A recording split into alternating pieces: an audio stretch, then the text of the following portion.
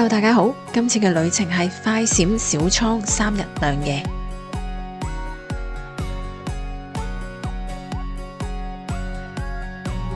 出發嗰日係12月26號，喺機場仲會見到聖誕佈置燈飾。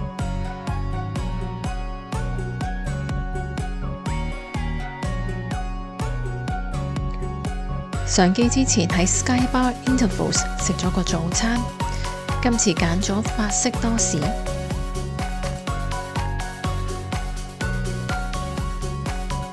望出去見到有座大樓興建緊，唔知係咪新 terminal 呢？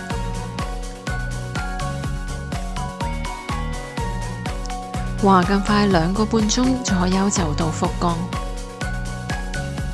我哋原本打算搭巴士去博多站，但係因為旅客太多行李嘅關係，一班車只可以載到12至15個人左右。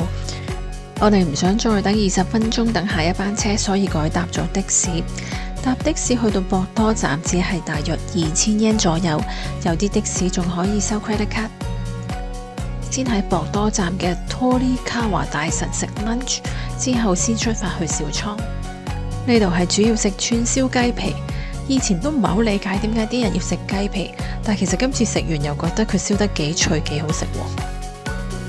啲雞全翼仲挑埋骨，好方便咁食。燒豆腐都好味，我哋2個人一共食咗3462 yen， 跟住就搭 JR 去小倉站。喺九州好多主要嘅車站月台都有拉麵店。我哋坐鹿兒島本線由博多到小倉1310 yen， 需要大約1個鐘零5分鐘。如果搭新幹線嘅話，只需要16分鐘就到3460 yen。呢2晚都係入住連接住小倉站嘅 JR Kyushu Station Hotel， 地點好方便，唔使行出車站就到。酒店係1998年建成，有294間房，下晝3點後入住，11點前退房。係設計比較舊式嘅商務客房，2張單人床房連2人早餐，1856蚊2晚。聖誕節期間呢個價錢算係性價比高，比起住福岡平好多㗎啦。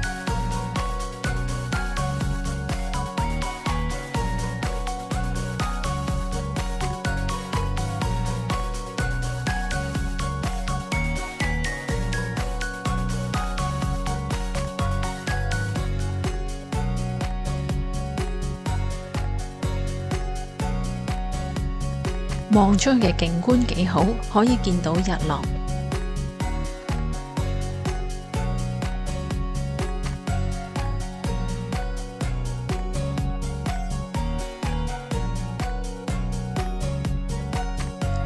酒店有個自助存放行李架，自己 set 密碼鎖篋。酒店嘅地點真係好方便，除咗連接住 JR 站，仲係連住 Monorail 站。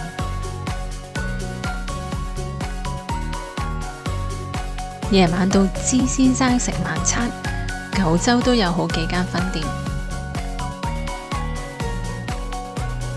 係一間價錢好親民嘅餐廳，佢又有好多選擇，有關東煮、烏冬、牛肉飯、Tempura、咖喱、炸雞等等。味道嚟講唔算係超級好食，但係呢個價錢嚟講，我覺得算唔錯。最後仲加咗個紅豆飯團甜品，見人哋好多台都叫就試下，中意食紅豆同埋糯米嘅可以試下。總共食咗2410 yen。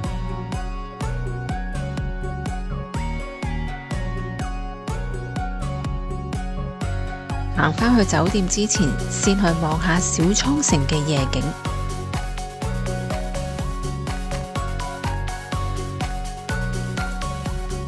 喺附近行係 Lupia 超市，佢係一間平價嘅超市，只係接受現金。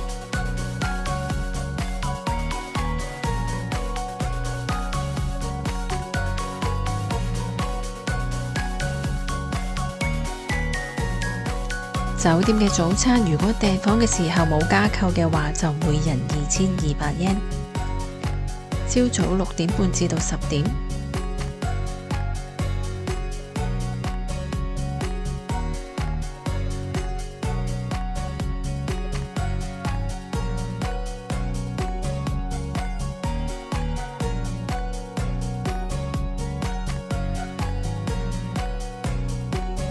酒店嘅早餐算係中規中矩，每樣都有啲，仲有即整嘅奄列，價錢算合理。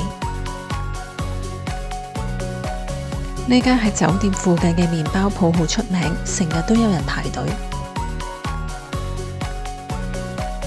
行過去小倉城途中，我哋經過一個小型嘅水族館。其實入邊就真係冇乜嘢睇，但係唔使錢入場，同埋有個少少休息嘅地方。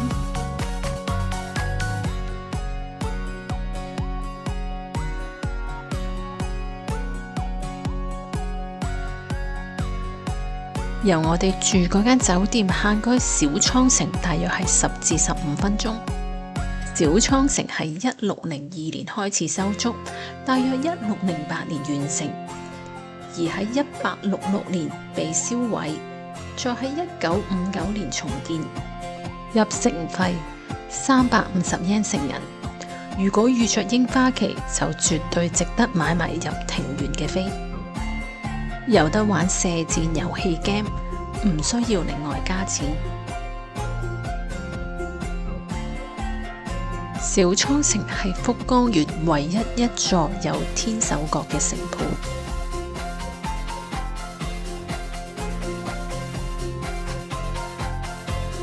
有興趣可以試下着武士服，都係唔需要加錢嘅。小倉城嘅高度係喺日本排名第6，頂層有個 coffee shop，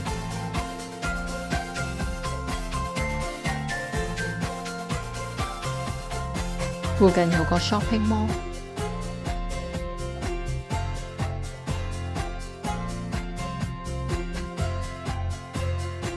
下晝我哋去咗位於 Space World 站嘅北九州 Outlet， 由小倉站搭5個站到。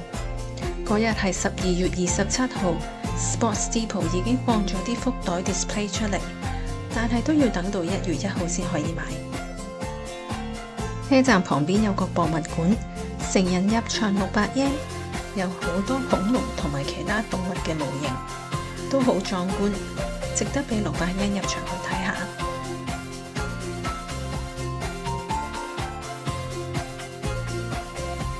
博物館隔一條馬路就係壽司郎同埋 Eon Mall。Eon Mall 入邊已經有少量嘅福袋可以買。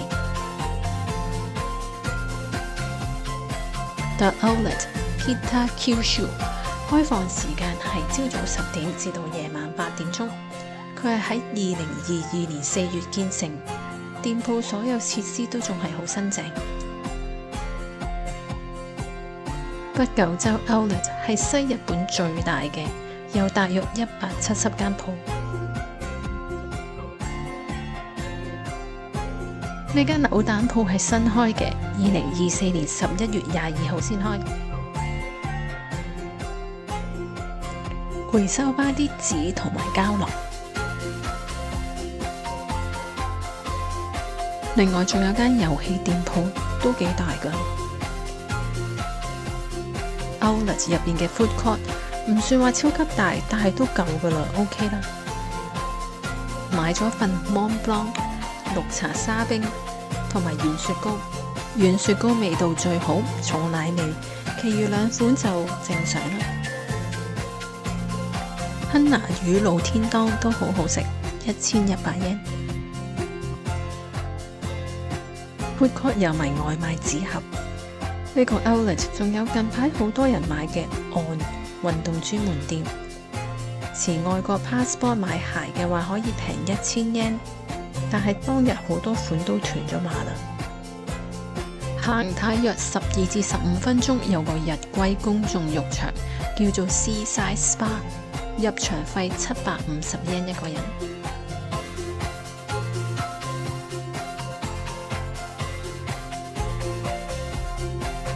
休息處有好多漫畫書睇。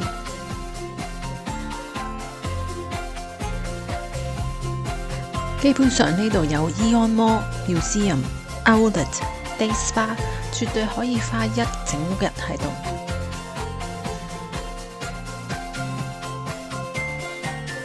之後我哋夜晚返去小倉食煎麵 Tsukemen Yutaka， 每碗大約1350 yen。